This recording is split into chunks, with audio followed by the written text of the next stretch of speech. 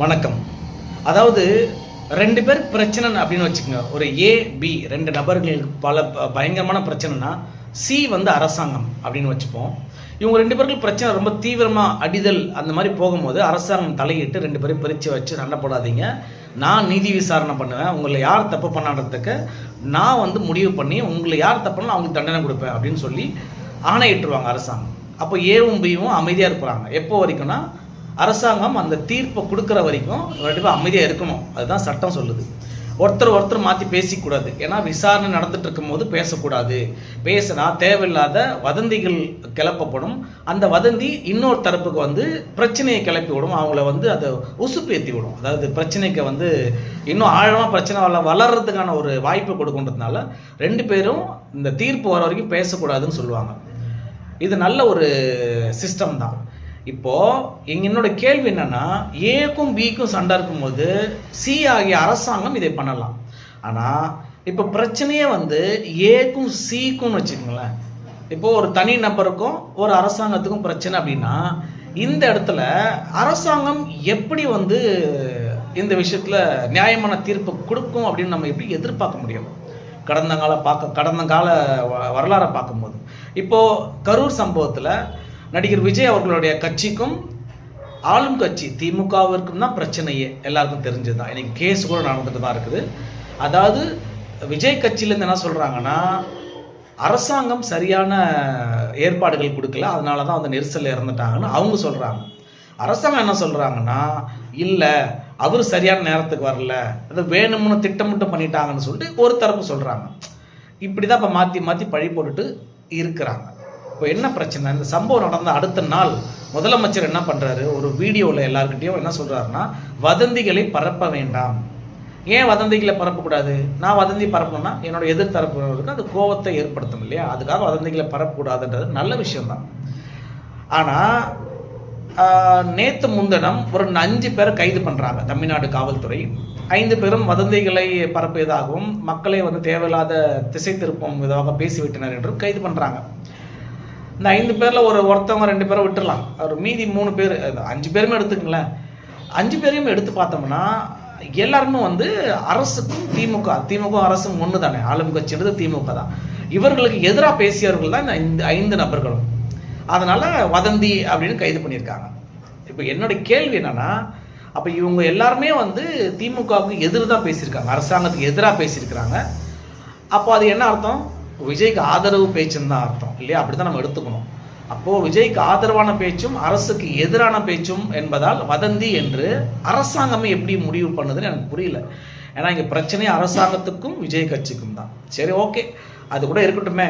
நீங்கள் வதந்தி பரப்புறீங்க, நான் வந்து எனக்கு கடமையை செய்தேன்னு கைது பண்ணிட்டேன்னு போனோம். கேள்வி எங்கே வருதுன்னா, இந்த சம்பவம் நடந்த 2வது நாள் கரூர் மாவட்டம் முழுவதும், ஏன் சென்னையில் கூட பல இடத்துல வந்து பெரிய பெரிய போஸ்டர்ஸ் என்னென்னா, 39 கொலை செய்த பலியை வாங்கிய தற்கூரி விஜய் தலைமறைவு, காவல்துறை கைது செய் அப்படின்னு ஒரு பரபரப்பான போஸ்டர் ஒட்டப்படுது எல்லா இடத்துலையுமே. இது உளவியலாக பார்த்தீங்கன்னா இது ஒரு மனிதரை ரொம்ப டிஸ்டர்ப் பண்ணும். எல்லாருக்கும் தெரியும் இது. அப்போது இந்த போஸ்டரில் இருக்கிற அந்த தகவல் எவ்வளோ ஒரு அணித்தரமான தகவல், ஒரு கொடுமையான தகவல்.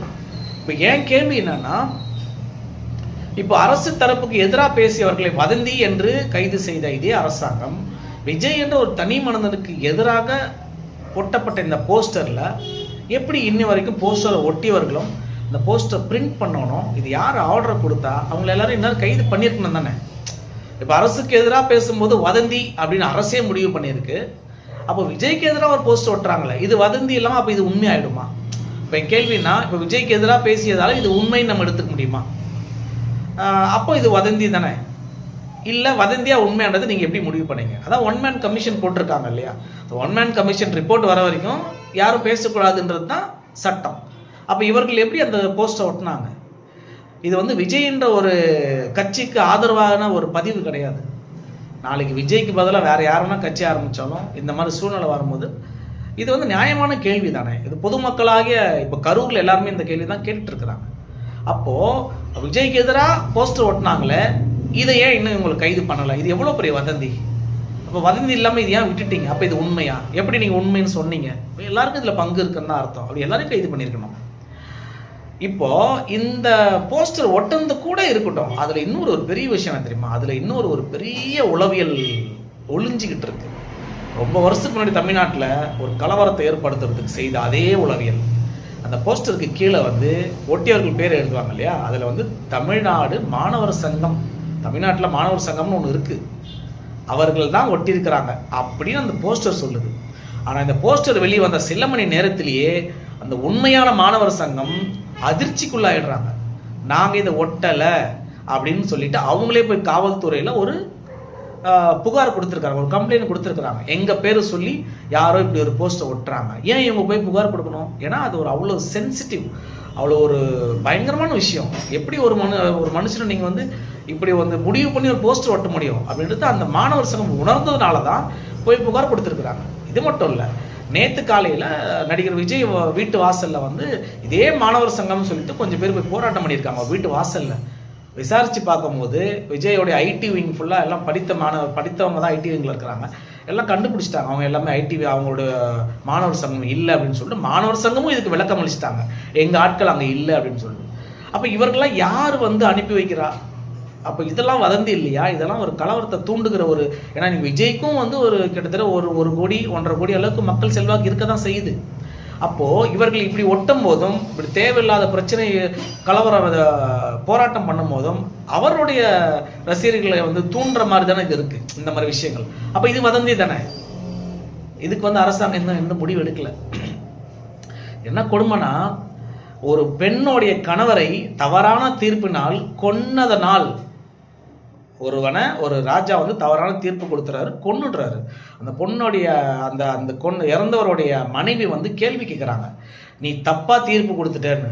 ராஜா விசாரிக்கிறார், விசாரிச்சு பார்த்தா அங்கேயே தெரியுது அவர் தீர்ப்பு தப்பா கொடுத்துட்டாரு. தீர்ப்பு தப்பா கொடுத்துட்டு ஒருத்தன் உயிர் போயிட்டுதுன்னு தெரிஞ்சதுனால அங்கேயே உயிரை விட்டார் அந்த ராஜா. யாரு? நம்ம தமிழ்நாடு மதுரையில் பாண்டிய அரசர். அந்த பெண்மணி யாரு? கண்ணகி. இப்படிப்பட்ட மானமுள்ள ரோஷமுள்ள தமிழ்நாடு, அதாவது நியாயமான தீர்ப்பு கொடுக்கலன்றதுக்காக உயிரை விட்ட மானஸ்தர்கள் வாழ்ந்த தமிழ்நாடு. நிறைய பேர் கேள்வி வரலாம், தமிழ்நாட்டில் இருக்கிறவங்களாம் மானஸ்தர்களா அப்படின்னு கேட்கலாம். நான் அப்படி சொல்ல மாட்டேன். தமிழர்களாம் மானஸ்தர் எல்லாமே சொல்ல மாட்டேன். இங்கேயும் வந்து மானம், இந்த வேமா சூசோ அப்படி சொல்லுவாங்க, வெக்கம், மானம், சூடு, சுரணை இதெல்லாம் இல்லாத 3 காலில் நடந்து போய் காலில் விழுந்து பதவிக்காக 3 கால் நடந்து போன ஆட்கள்லாம் இதே ஊரில் தான் இருக்கிறாங்க. அவங்களும் தமிழர்கள் தான். ஆனால் அவங்கள வந்து நான் வந்து மானமுள்ள தமிழர்னு சொல்ல முடியாது. 3 கால்னு ஏன் சொன்னாலும் நீங்களாம் கண்டுபிடிக்கக்கூடாதுல்ல, அதெல்லாம் கடினமான ஒரு விஷயத்த வச்சுருக்காங்க அதில். ஸோ என்ன சொல்ல வரேன்னா, இப்படி ஒரு அரசர் வாழ்ந்த ஒரு இனத்தில் இன்றைக்கி என்ன நீதி வரும்னு நம்ம எல்லாருமே எதிர்பார்த்துட்ருக்கோம். மறுபடியும் சொல்கிறேன், விஜயன்ற ஒரு அரசியல் கட்சிக்காக இந்த விஷயம் அல்ல. இது வந்து ஒரு பொதுவான மக்கள் கருத்து, நீதி நியாயமாக நடக்கணும்ட்டு. இதில் இன்னொரு விஷயம் என்னென்னா, முதலமைச்சர் மு.க. ஸ்டாலின் அவர்கள் வந்து அன்று இரவே, சம்பவம் நடந்த அன்று இரவே வந்து 1 மேன் கமிஷன் அமைச்சிருக்காரு. 1 மேன் கமிஷன் என்ன? ஒரு ஓய்வு பெற்ற ஒரு நீதிபதி தலைமையில் ஒரு கமிஷன், ஒரு குழு அமைப்பாங்க, போய் விசாரிங்கன்னு. அவங்க விசாரிச்சுட்டு இருக்கிறாங்க. அவங்க பேர் வந்து அருணா ஜெகதீசன். அவங்க தலைமையில் தான் அந்த குழு வந்து இன்னைக்கு ஃபுல்லாக அங்கே சம்பவம் என்ன நடந்ததுன்றதும் விசாரிச்சுட்டு இருக்கிறாங்க. இந்த குழு எங்கே செயல்படுது? தமிழ்நாடு அரசினால் செயல்படுத்தப்படுது. அருணா ஜெகதீசன் அவர்கள் வந்து ஏற்கனவே வந்து ஒரு சில டிபார்ட்மெண்ட்டில் ஒரு சில வேலைகளில் ஈடுபட்டு தான் இருக்கிறாங்க. அதனால் வந்து மக்களுடைய கேள்வி என்னென்னா, எப்படி அரசாங்கத்துக்கிட்ட இருக்கிறவங்க ஒருத்தவங்கனாலேயே இந்த குழு அமைச்சு எப்படி அவங்களே இதை விசாரிக்க முடியும்? நான் ஏற்கனவே சொன்னதான், ஏக்கும் பிக்கும் சண்டைனா சி வந்து ஒரு குழு போட்டு விசாரிக்கலாம். இப்போ ஏக்கும் சிக்கும் சண்டைனும் போது சிஏ எப்படி இதை விசாரிக்க முடியும்? இது யார் நம்புவா? யாரும் நம்ப மாட்டாங்க இல்லையா? இதில் நியாயமாக ஒரு விஷயம் என்ன நடக்கணும் தெரியுமா? எப்படி தம்பி அஜித்குமார் கொலை வழக்கில் 3வது நாளே முதலமைச்சர் ஸ்டாலின் அவர்கள் சிபிஐக்கு உத்தரவிட்டாரோ, அதே மாதிரி கரூர் சம்பவத்தையும் சிபிஐயிடம் ஒப்படைக்க வேண்டும். ஏன் சிபிஐ?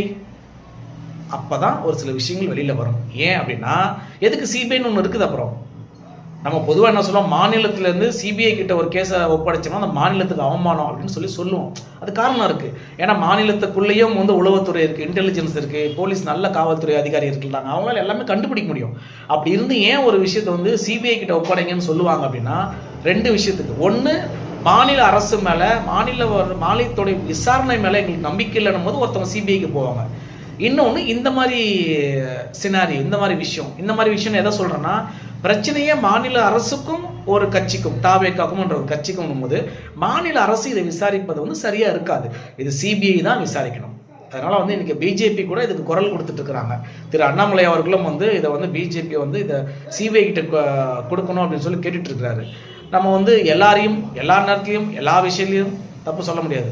அவங்க எதுக்காக சொல்கிறாங்க, ஆதாயத்துக்காக சொல்கிறாங்களோ எதுக்கு சொல்கிறாங்களோன்றது இல்லை. ஆனால் விஷயம் சரிதான். சிபிஐ கிட்ட தான் இதை கொடுத்தாகணுன்றது தான் பொதுமக்களுடைய கருத்து. என்னவோ இதில் இன்னொரு சங்கடம் என்ன தெரியுமா, அவர் ஏதோ ஒரு நடிகராக இருந்தார், கட்சி ஆரம்பித்தார், வந்தார். இன்றைக்கி அவரோட சக நடிகர்கள் கூட யாருமே அவருக்கு ஆதரவான ஒரு பதிவு போடலை. அரசாங்கத்தை எதிர்த்து போட வேண்டாம், எல்லாருக்கும் ஒரு பயம் இருக்க தானே செய்யும். ஆனால் அவருக்கு ஆதரவாக ஒரு பதிவு கூட இருந்தவங்க, ஆனால் எல்லாருக்கும் அவரை பிடிக்கும். சினிமா துறையில் எல்லாருக்குமே அவரை பிடிக்கும், அவ்வளோ பேருக்கு நல்லது பண்ணியிருக்கிறாரு. ஆனால் தொழில் சார்ந்த எல்லாருக்கும் கொஞ்சம் பயம் இருக்கும். ஆனாலும் அரசை நீ எதிர்த்து பேச வேண்டாம், ஆனால் அந்த மனுஷனுக்கு ஆதரவாக ஏதோ ஒரு வார்த்தைகள் போடலாம். ஏன்னா தனி நபருடைய ஒரு உளவியலை வந்து முடக்குகின்ற செயலாக இருக்குமோ அப்படின்னு பல பேர் சந்தேகப்படுறாங்க.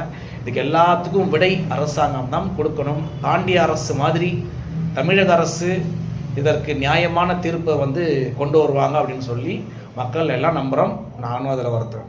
நன்றி, வணக்கம்.